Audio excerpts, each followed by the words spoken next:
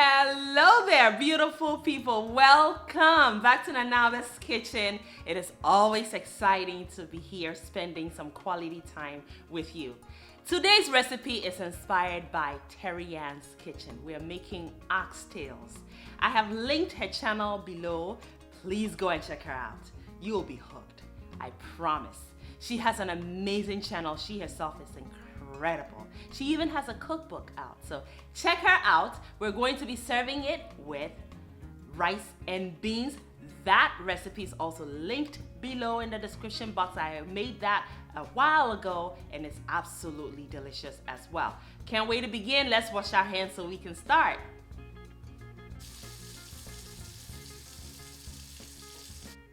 First thing we're going to do is to punch some flavor into these oxtails, which are beautiful. They have already been trimmed off of a lot of the fat, which is going to cut down our cooking time quite significantly.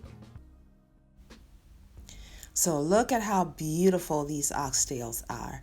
You can see there's not much fat on it, but there is a little bit left because I took a sharp knife, trimmed most of it off and left some because it will eventually render off. And then I washed it very well with some distilled vinegar and rinsed it off with some water. So I will be talking about the ingredients today as we introduce them one at a time.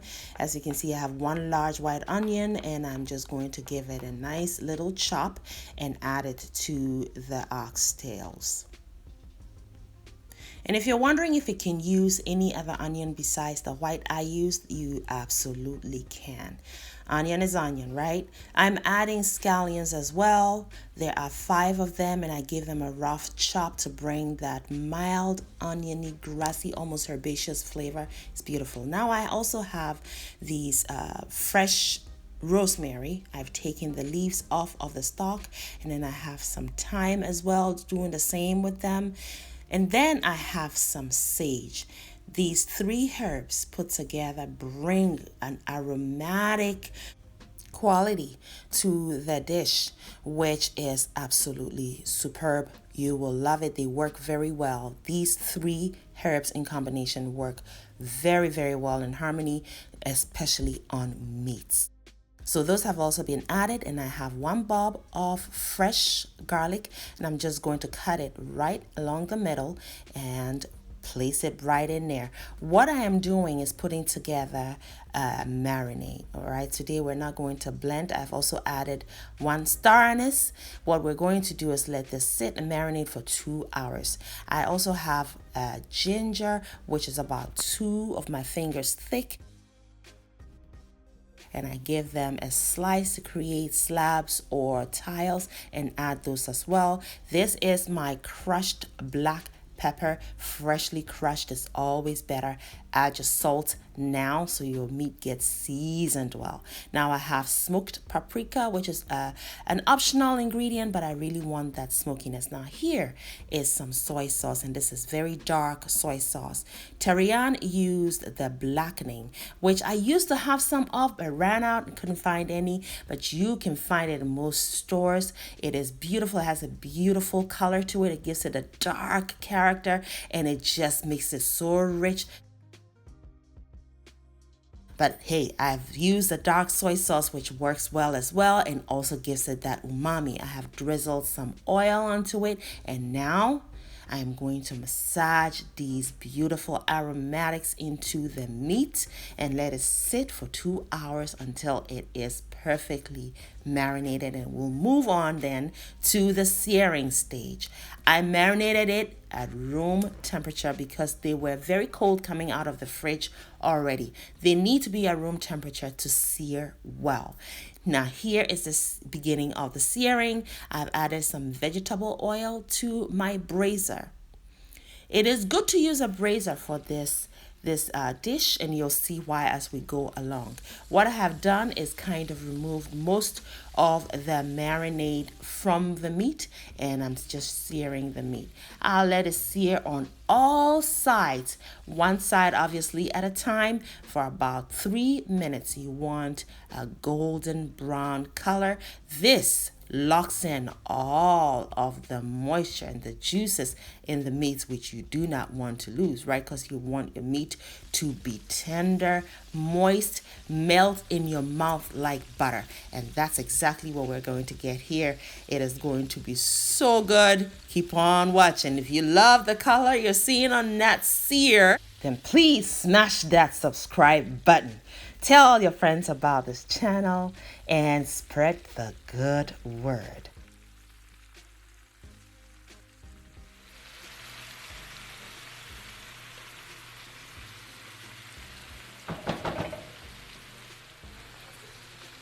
And let's keep on going. So I've added the rest of the marinade as well. So it's going to now disintegrate into the sauce that gets created as we cook. It's going to become gravy-like. I've also added some homemade chicken broth. I made some chicken recently and the broth was left over, so I added it. You can also add water because you need your braising liquid. All right, water works well, but if you have broth, even better. Right now I am deglazing it also with the broth that I just added, so all those bits on the bottom that seem like they are burnt, nah man, that's flavor. Yeah, lift them all up and introduce them into the sauce. Beautiful. Now we've seared all sides. We've added our braising liquid, so we place that braising lid onto the pot. Turn the heat all the way down. Remember that we seared on high heat. If I didn't mention that before, yeah, I'm mentioning it now. You need to do that. So place the lid on and turn the heat down and cook for the next hour. Then go back and remove, and you'll see that the meat is starting to become tender. All right, move them around a little bit to make sure that nothing is catching on the bottom. Now you see it's becoming tender, but we're not just there yet, because what we want to achieve today is for the meat to fall off of that bone. And even the bone itself becomes slightly tender to where you can nibble slightly onto it, and then you're able to suck out that beautiful juice, that marrow-like juice. Oh, it is so gorgeous. Yes, Terri-Ann likes to say gorgeous. Yes, look at this gorgeousness happening right now. Yes, so we've taken it off the heat right now. What we're about to do is to remove the meat pieces. Now, this is a step I take to ensure that the gravy-like sauce that we're forming is smooth. I like it to be super smooth. So I remove the meat pieces from the pan, and then I strain all those beautiful juices. Remember that we didn't even peel the garlic. There are big chunks of vegetables in there. Although 80% of them have disintegrated, we still need to strain them. We have done a great job of extracting all of those flavors. So yes, there we go.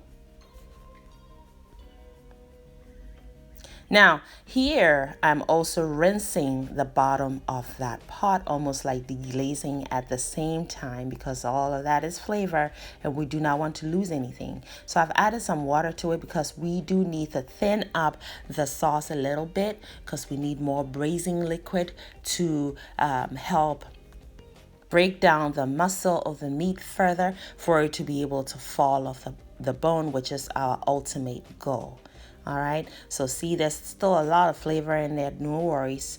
We're going to add some water eventually. Now, what you have left over, which is the roughage or the chaff, please save it. Don't get rid of it. Next time you're preparing a soup, you can add it to your marinade and blend it till really smooth. And then you have more flavor added to your soup or stew. So there it is. Look at that. I can see a lot of depth in the flavor that we've been able to layer into this dish.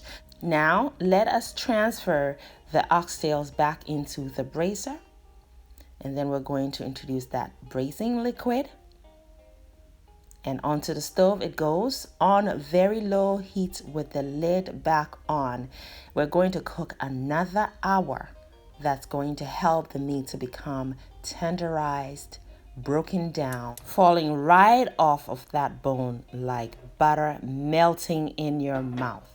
Yes, indeed. So the heat is on very low heat now. Place that lid on and don't bother it. It's not going to burn at all. It's just going to tenderize. In the meantime, I'm going to prep the rest of my vegetables. I want to introduce some sweetness and brightness to the dish when it's almost done cooking. So that's also prepped, and I just cut some red and green bell peppers into big chunks, as well as some carrots to give it body and even more sweetness. Now look at it. It's been about an hour, and look at it. Yes, that meat is coming right off. It's fork tender. That's what you want at this point. We're going to add our vegetables, and we get rid of the lid now. No more placing the lid on the brazier, because we want to now reduce the sauce to become gravy-like.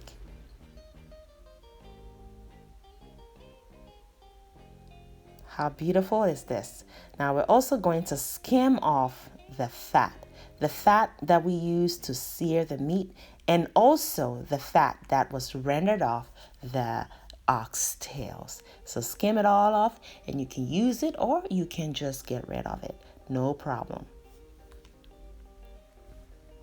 Once you add your vegetables, you're going to just cook for about 20 more minutes, just trying to reduce the gravy. I've just added my homemade tomato paste, which has beets in it. Came right out of the freezer. Now this does not need to cook at all, because all the tomatoes is cooked. There's a little more sweetness from the beets, and that's what I love about this tomato paste. So once I added 20 more minutes of cooking, it helps to also thicken the sauce and becomes that gravy-like consistency we're looking for. And so yeah, that's it. See, the lid has not been placed back on, and look at it. This is the gravy-like consistency I am looking for, and we got it. Friends, this is done cooking. It is time to serve.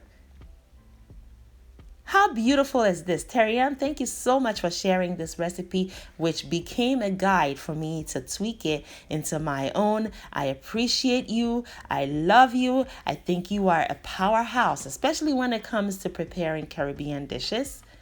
Go and check that channel out. I promise you. She loads a lot too. You'll learn a lot from Terri-Ann's kitchen.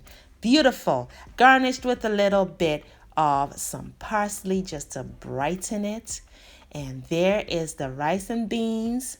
I have loaded or shared a link below in the description box, where I made 5 rice dishes. One of them is rice and beans. I use black beans in that recipe, but it's very similar to the way I made this. This one I used kidney beans, dark kidney beans.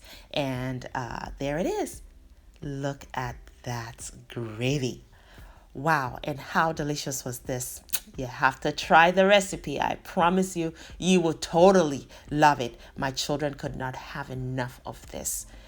That meat was so tender, so flavorful, every strand of that muscle. And see how it fell off of that bone?